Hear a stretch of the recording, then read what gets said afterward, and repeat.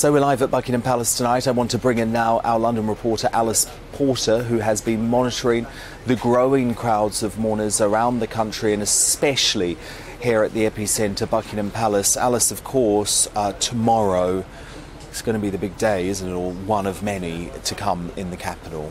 Absolutely. I mean, these crowds that we've been seeing here are just going to be growing and growing. I mean, a couple of hours ago, I went and had a look at some of the floral tributes, and I have to say, this sea of flowers is just absolutely stunning. And I think what's so charming is seeing all these children who've got involved. There was one child who left a little hobby horse, which I just thought was a lovely ode to the Queen. So yeah, lots going on here. Crowds still arriving, but my goodness me, those are going to increase even further tomorrow because the Queen's coffin is being flown from Edinburgh to RAF Northolt, and it will be making its way here, where it will be met by King Charles, who's having an incredibly busy day tomorrow. He's going from Edinburgh to Belfast, having a number of visits there, and then he's going to be coming here to meet the coffin, where it will stay for the night at Buckingham Palace before an enormous sort of cortege will be going through to Westminster Hall on Wednesday. And I think we're going to see a change in tone, you know, like what we've seen with the flowers, the tributes. I was at Windsor Castle yesterday. It was very jovial. I think families kind of coming together.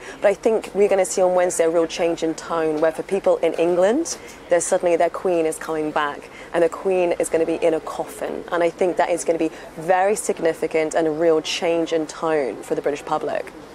And Alice, is London prepared for this? I mean, is it going to be able to cope with this influx of crowds?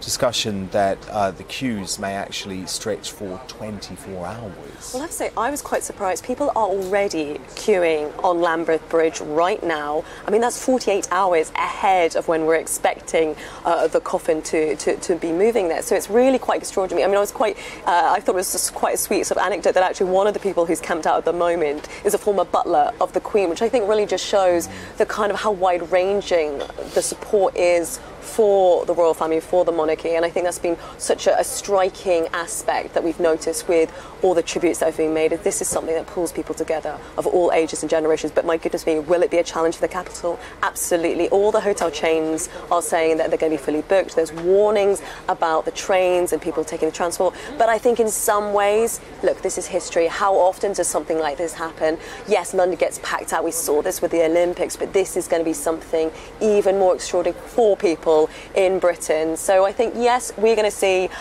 increased security. Yes, we're going to see queues on the streets going back. But I'm like, when have we seen something like this? People queuing to see a coffin. I mean, it is something from the history textbooks, and we're here witnessing it. It's wonderful.